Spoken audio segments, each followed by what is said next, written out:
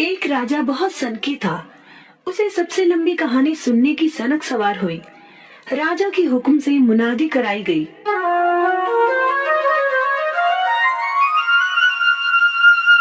सुनो सुनो सुनो सुनो सुनो सुनो। महाराज धीराज का हुक्म है कि जो उसे सबसे लंबी कहानी सुनाएगा उसे रामगढ़ की जागीर तथा एक मुंह मांगा इनाम दिया जाएगा।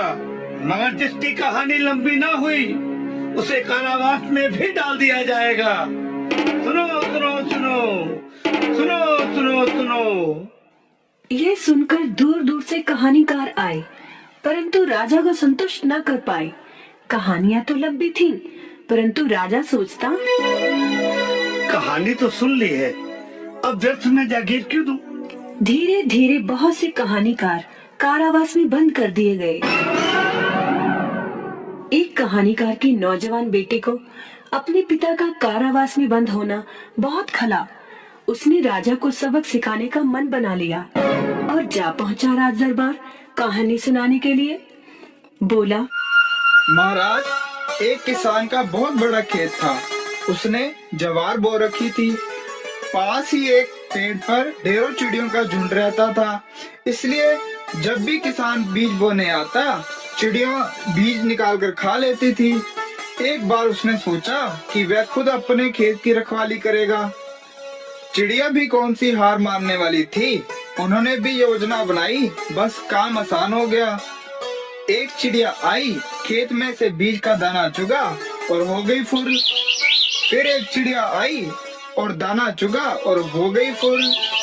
और फिर एक और चिड़िया आई, दाना चुगा और हो गई फुर।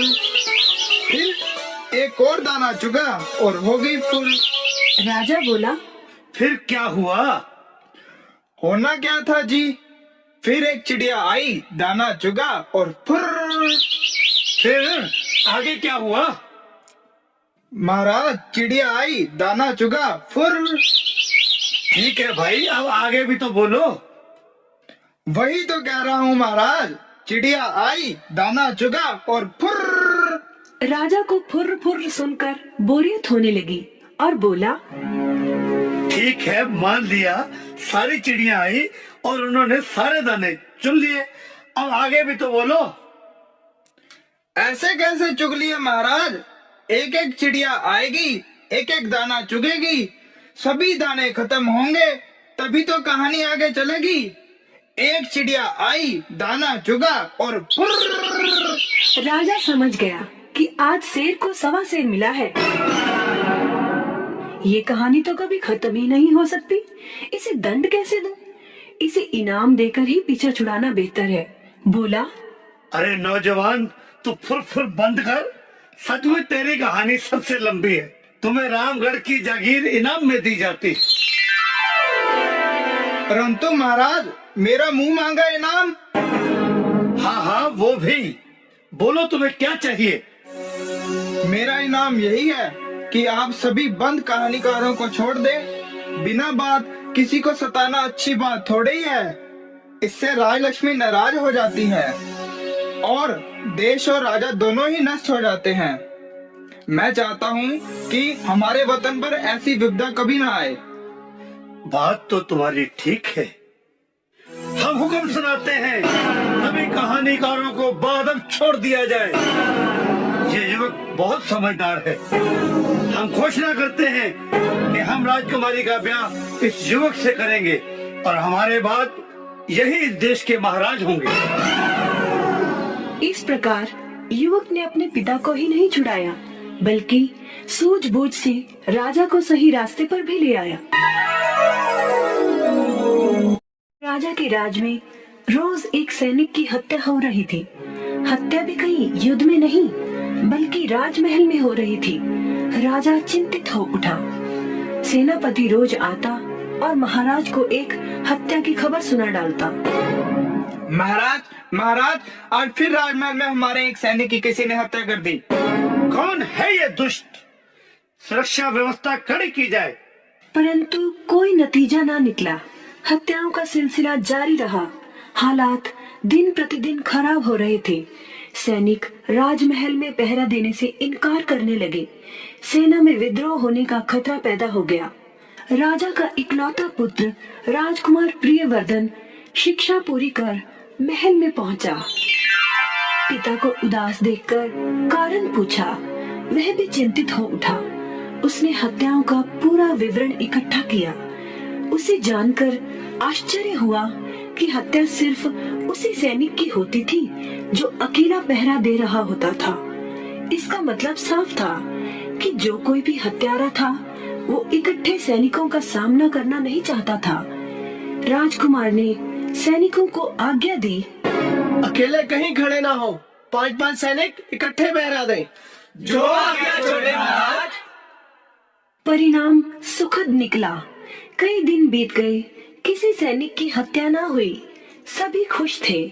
एक दिन राजकुमार ने सेनापति को बुलाया और कहा, सेनापति, लगता है हत्यारा भाग गया है।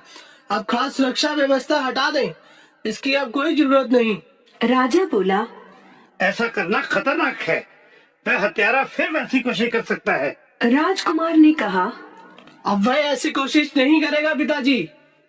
क्षणिक सफलता पर गर्व करना उचित नहीं बेटे। अगर आपको यकीन नहीं तो ऐसा करें कि बुर्ज पर सिर्फ एक सैनिक को अकेले पहरा देने को कहें। राजकुमार की आज्ञा अनुसार व्यवस्था कर दी गई।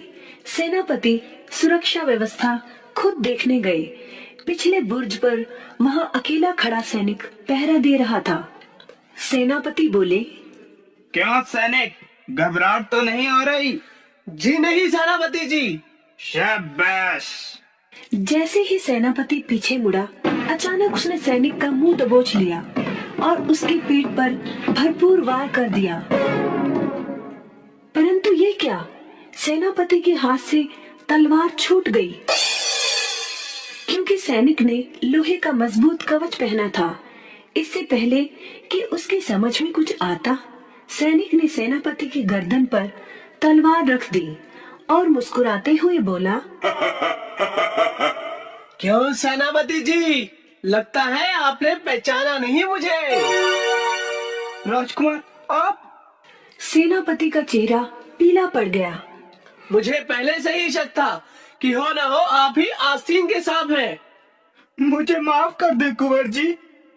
सेनापति को गिरफ्तार कर कारागार में डाल दिया जाए। देखा बच्चों, किसी पर भी सोचे समझे बिना विश्वास नहीं करना चाहिए।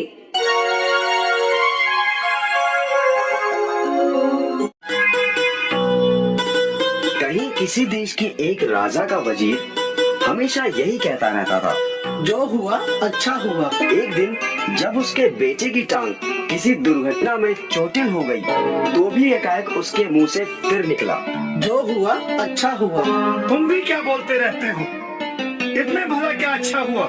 महाराज, आप ही देखिए, अब मेरे बेटे को सारी जिंदगी एक ही जूते की जरूरत रहेगी। जूतों का सारी जिंदगी के लिए खर्चा आधा हो गया।